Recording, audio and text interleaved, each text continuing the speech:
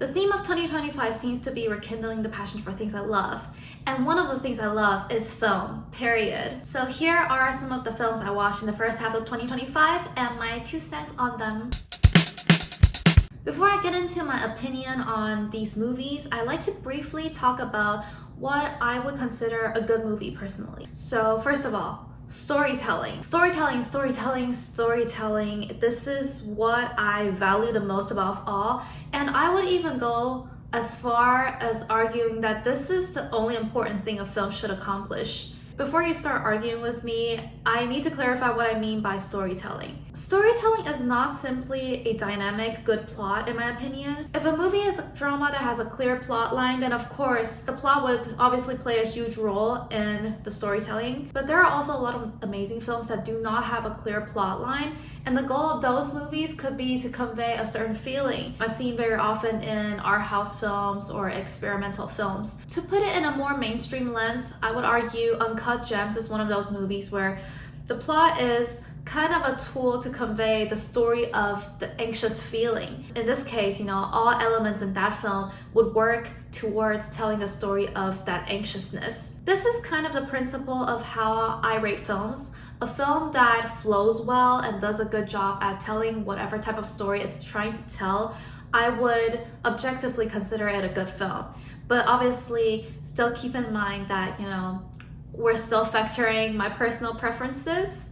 But aside from that, let's get into it. Number 1, A Real Pain. A Real Pain is one of the more surprising films on this list. I was expecting it to be kind of just one of those commercial, straightforward comedy, but it turns out to be one of those films that really let you sit in those feelings. Right off the bat, I was really intrigued by the soundtrack choices, which is mainly classical music that almost feel a bit odd and out of place. For example, a joyful and happy scene could be paired with some mellow classical music. There are also a lot of awkward, funny moments sprinkled into the film that made me chuckle. That awkward energy was very on brand with the director Jesse Eisenberg's personal brand image. The laughs, the awkward silences just kind of help bring alive the characters' unsettling feeling throughout the film. I got some good shit from when we land. Wait, you're not like taking weed into Poland, are you? Oh yeah, Benji? they don't give a shit about that stuff, man. I think they very much do give a shit about Oh that. yeah. And I thought Jesse Eisenberg did a great job at handling the story, giving it space to breathe and settle in instead of forcing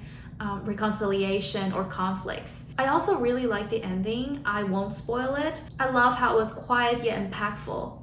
I just loved it. I rated this film 4.5 stars. I liked it a lot and I would highly recommend anyone watching it. Number 2, Lost in Perfection. Oh yes, this movie is lost indeed, except not in perfection, in utter chaos. This is kind of the worst movie I've seen this year. Besides maybe, what's that film called? Anyone But You. That one's pretty bad too. But back to this movie. This is one of those movies where the story is just fine.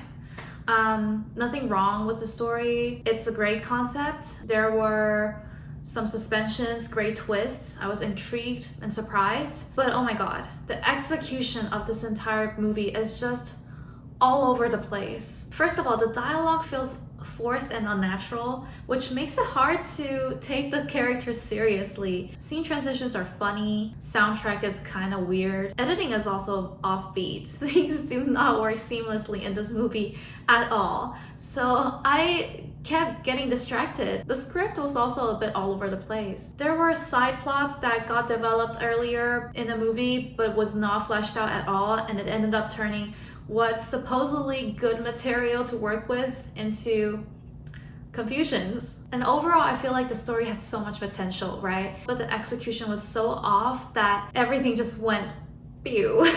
I give it 1.5 stars. I cannot watch it twice. Number 3, Phoenician Scheme. Wes Anderson is out with another film. I have to admit though, I watched this movie in the theater without subtitles, and given that Wes Anderson always has low-key confusing dialogue, I cannot say I understand every detail of this movie. And yet, I really liked it. I love the comedic relief sprinkled throughout the film. Wes Anderson is one of those directors that are really good at telling jokes through visual languages. Call it. Heads. Heads. And I like the story itself. The opening scene was particularly memorable for me. It was a long shot with title cards running through it. and I thought it did a great job at setting the scene and setting the power dynamic of the main character. Although there is one thing, and it could just be me, but I always have a problem with Wes Anderson movies where I feel like the characters are just machines. I'm aware that it's clearly a stylistic choice to have the characters speak almost monotonously, but I wonder if Wes Anderson sometimes sacrifices real, raw emotional connection for stylistic choices. But still, I rate this movie 4 stars. I really liked it and I would recommend watching it. 4. Materialists. I cried watching this movie, but the rating I give it, 3.5 stars. The Materialist has the same style as Past Lives, which is the director Celine Song's previous work. Both work have that slower paced feeling to it, and the characters act in a more restrained style, I would say. And although I'm a fan of this type of style, I just think The Materialist falls short. The subject matter hit close to home for a modern working woman like me. In this movie, Dakota Johnson's character, Lucy, is faced with 2 romantic options, one of which is someone she really loves but is extremely poor, and the other is someone she doesn't love as much but is extremely rich. So you can see, it's a century-old question that we can all relate to. Do you choose love or do you choose bread? Do you choose to cry on a bike or in a Mercedes? But somehow, I don't know. I feel like the story simply wasn't fully fleshed out. The character development is kind of weak in my opinion, which didn't help me connect with them on an emotional level. There's also some weird, supposedly comedic scenes. I'm putting a question mark here because I'm not sure. I think they're meant to be funny, but it's executed in such a bizarre way that it kind of falls in the middle and just cause confusion. I don't dislike the movie though. I would still recommend people watching it. Actually, the friend who I went with to see this movie really liked the movie, so it still deserves a fair shot. But for me, it misses the shot. 5. Moneyball. Guys, this is the chance for me to officially announce I am a newborn Maisful fan. And why is this announcement crucial to the rating of this movie?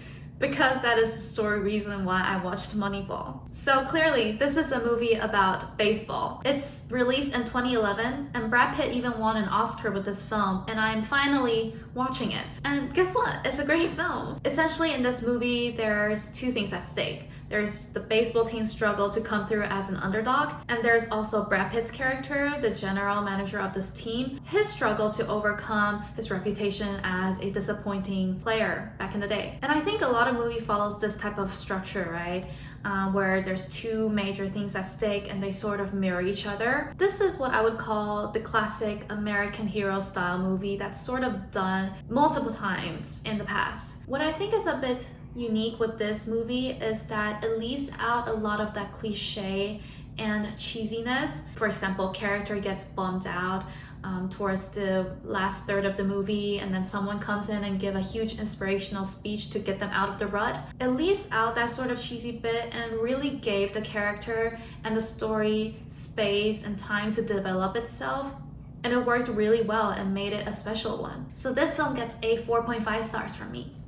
One thing I want to say though is Brad Pitt is so typecasted, which doesn't help because the next movie I watched was F1. It sucks for Brad Pitt because I literally watched Moneyball a few days before I watched this one, and I couldn't stop comparing the similarities between the 2 characters he played in both movies. It also doesn't help knowing that this movie is directed by Joseph Kosinski, who also directed Top Gun Maverick, and the movie is written by Aaron Kruger, who also wrote Top Gun Maverick. The similarities between Top Gun and F1 were so hard to ignore. You know, F1, I have a lot of thoughts. It's not a bad movie. I watched this in the theater with IMAX, and I gotta say, the soundscape and the whole cinematic experience, it was very immersive. And obviously a big part of that thrill comes from, you know, great camera work and editing. But this movie is just too predictable. It's just like Top Gun, it's Moneyball, it's a million other movies of the same story, but worse. What really annoys me is that cheesy American style sort of dialogue, for a lack of better words. It's like characters bickering and making sarcastic comments to each other constantly. When was the last time you won a race? Sunday, Daytona. Oh, I'm sorry. I meant Formula 1. Oh, I'm sorry. Then same as you. And I can see that being an effective way of driving the movie and establishing character dynamics, but it's just so predictable, so commercial and overdone that at this point I really wish the writers could start writing real conversations. I have a hard time rating this one, but over some consideration, I think I'll give it 3.5 stars for now. The rating could change anytime. And indeed it did. It's now rated 3 stars from me because I just don't think it deserves that half of a star. I don't dislike this movie. I simply think it's just way overdone, way too predictable. And I love Brad Pitt, but he's gotta stop playing the same characters. Like, someone cast him in something else, please. Alright, so that's all I got. This is a quick, speedy review of the movies I've seen recently. A few of these movies I mentioned are recently released, so go watch them in the theater to support them if they've sparked your interest. And if you did watch them, please share your thoughts with me. Maybe you like the movies I rated really poorly, and maybe you think the ones I rated high are extremely bad. Rating is subjective. Okay, that's it. Bye bye. See you in the next video.